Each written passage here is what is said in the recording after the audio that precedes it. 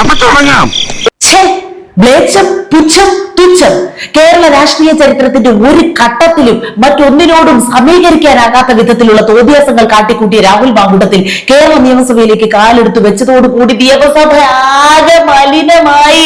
അതെന്ത് നിന്റെ കയ്യിലൊരുപ്പതായിരുന്നല്ലോ. ഇതിനോട് സമീകരിക്കാൻ കഴിയുന്ന കേരള രാഷ്ട്രീയത്തിലെ ഒരു അനുഭവം മറ്റെന്തെങ്കിലും ഒരു ഘട്ടത്തിൽ ഉണ്ടായിട്ടുണ്ടോ എന്ന ചോദ്യത്തിന് മറുപടി പറഞ്ഞില്ല. ഞാൻ സത്യസന്ധമായും ചരിത്രപരമായ ഒരു കൗതുകം ഉണ്ട് എന്നത് കൊണ്ട് ഞാൻ ചോദിച്ചതാണ്.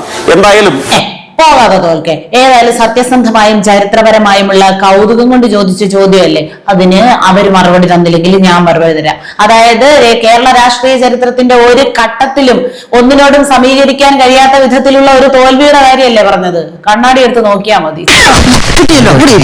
കേരളത്തിന്റെ ചരിത്രത്തിൽ എന്നല്ല, ഇന്ത്യയുടെ ഒന്നല്ല, ലോക ചരിത്രത്തിൽ ഒരു മണ്ഡലത്തിൽ തന്നെ തുടർച്ചയായിട്ട് ഇത്രയും തവണ തോറ്റ് മൂലക്കിരുന്നിട്ടും ഇതുവരെയും ചൊറിച്ചിൽ തീരാത്ത ഒരു വ്യക്തി ഉണ്ടെങ്കിൽ അതാ കണ്ണാടി നോക്കിയാൽ കാണാം. ഈ കേസ് ഇപ്പോൾ ബഹുമാനായ യൂത്ത് കോൺഗ്രസ് നേതാവ് സമീകരിക്കാൻ ശ്രമിക്കുന്നത് പോലെ ഇത് താരതമ്യം ചെയ്യാൻ കഴിയുന്ന ഒരു കേസല്ല. സമീകരം, സവിശേഷകരം, അരോചകരം. അറിയാം ഇതിന്, ഈ ദുരന്തത്തിനെ മറ്റൊന്നിനോടും താരതമ്യം ചെയ്യാൻ പറ്റില്ലെന്നറിയാം. ബാക്കി പറഞ്ഞോ. കോൺഗ്രസിന് വേണ്ട എന്ന് കണ്ടുകൊണ്ട് തള്ളി മാറ്റിയ വിഴുപ്പ് യൂത്ത് കോൺഗ്രസ് സംസ്ഥാന അധ്യക്ഷൻ സാറ് തിരിക്കാൻ യോഗ്യനല്ല എന്നതുകൊണ്ട് അവർ പുറംപോക്കിലേക്ക് വലിച്ചെറിഞ്ഞ ഒരു അവശിഷ്ടം. എന്റെ പൊന്നു തോൽക്കെ, പറയാൻ ഉദ്ദേശിക്കുന്ന അത്ര രാഹുൽ മാങ്കൂട്ടത്തിലാണെങ്കിലും മൊത്തം സെൽഫ് ഗോളാ.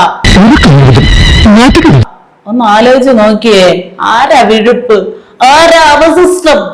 ഈ അവശിഷ്ടത്തെ സംബന്ധിച്ച് എന്തുകൊണ്ടാണ് കോൺഗ്രസിന്റെ ഔദ്യോഗിക മുഖപത്രമായി ഇപ്പോഴും പ്രവർത്തിക്കുന്ന വീക്ഷണം ഇന്ന് എന്തിനു വേണ്ടിയിട്ട് എഡിറ്റോറിയൽ വീക്ഷണം എഴുതിയത് അവിടെ നിൽക്കട്ടെ. നീ തോറ്റു ചരിത്രം സൃഷ്ടിക്കുന്നു പറഞ്ഞൊരു മൂലക്കിരുത്തിയിട്ട് ദേശാഭിമാനി വെച്ച് കാച്ചിയത് എന്തൊക്കെയായിരുന്നു.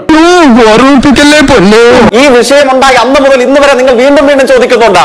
കൊല്ലം MLA സംബന്ധിച്ചോ പൊളിറ്റിക്കൽ സെക്രട്ടറിയെ സംബന്ധിച്ചോ ഇതേപോലെ പുറത്തു വന്നിട്ടുള്ള ഒരു ഫോൺ സംഭാഷണത്തിൽ ചാറ്റിൽ ഒരാൾക്ക് വേണ്ടി രണ്ട് സഖാക്കൾ ഒരുപോലെ വെയിറ്റ് ചെയ്തിരുന്നതും റെയിൻകോട്ട് ഒന്നും ഞങ്ങൾ കേട്ടിട്ടില്ല. ഒരു തെളിവുകളും ഇല്ല. അങ്ങനെ വരാൻ വഴിയില്ലല്ലോ. പക്ഷെ അങ്ങനെ വന്നല്ലോ.